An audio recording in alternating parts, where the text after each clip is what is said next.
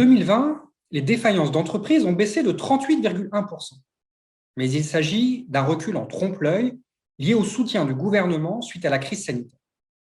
La France compte habituellement entre 50 000 et 60 000 faillites par an, auxquelles s'ajoutent des centaines de milliers d'entrepreneurs en difficulté. Le principal danger est celui de l'isolement du chef d'entreprise. Celui-ci doit être accompagné. Dans le cadre du projet de recherche Banque et entrepreneurs en rebond, nous avons créé, avec Vincent Memo, une cartographie des parties prenantes vers lesquelles les entrepreneurs en rebond peuvent se tourner. Cet écosystème est souvent méconnu des entrepreneurs. De plus, il est assez difficile de s'y retrouver dans ce maelstrom d'acteurs. Il y a tout d'abord les conseils de proximité du chef d'entreprise, à commencer par l'expert comptable. Certains cabinets développent des pôles dédiés au consulting et au restructuring et assurent des missions de suivi, de diagnostic et de conseil auprès des entreprises en difficulté. Ce créneau est également occupé par certains consultants. L'avocat constitue un autre conseiller de proximité vers lequel le chef d'entreprise en difficulté doit se tourner spontanément. Enfin, l'entrepreneur peut échanger avec ses pairs au sein de clubs ou de réseaux d'affaires.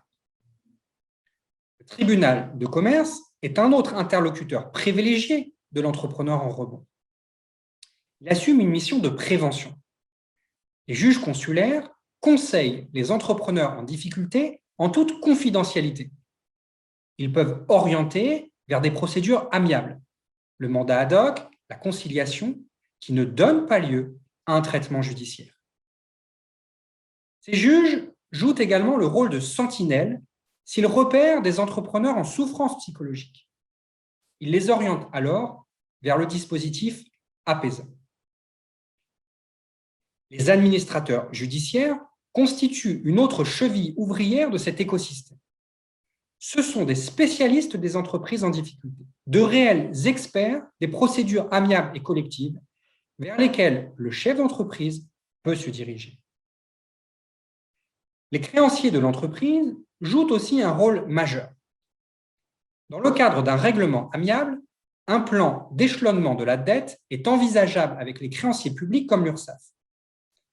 Lorsqu'un entrepreneur n'a pas pu régler une échéance fiscale ou sociale, il peut contacter la direction départementale des finances publiques. Si le chef d'entreprise fait preuve d'anticipation et de transparence, il sera aussi plus facilement accompagné par son banquier. En cas de difficulté aiguë, il existe des banques spécialisées dans le financement à court terme des entreprises en difficulté, telles que Thémis Bank ou Delubac, banque judiciaire. Les conseils régionaux mettent également en place des solutions pour les entreprises en difficulté, à travers des prêts diagnostiques, des aides financières ou des cellules d'écoute.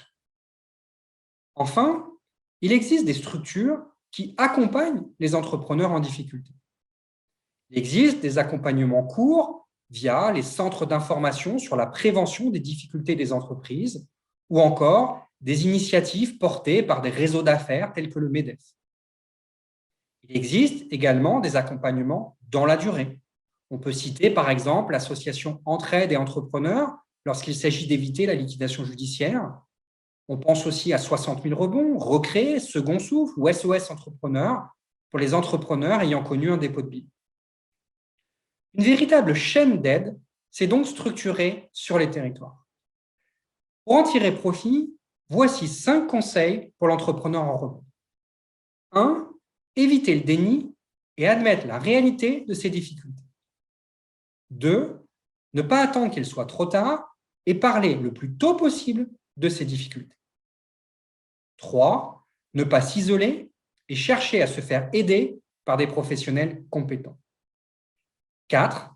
Se remettre en question et être réceptif aux conseils formulés par les experts rencontrés.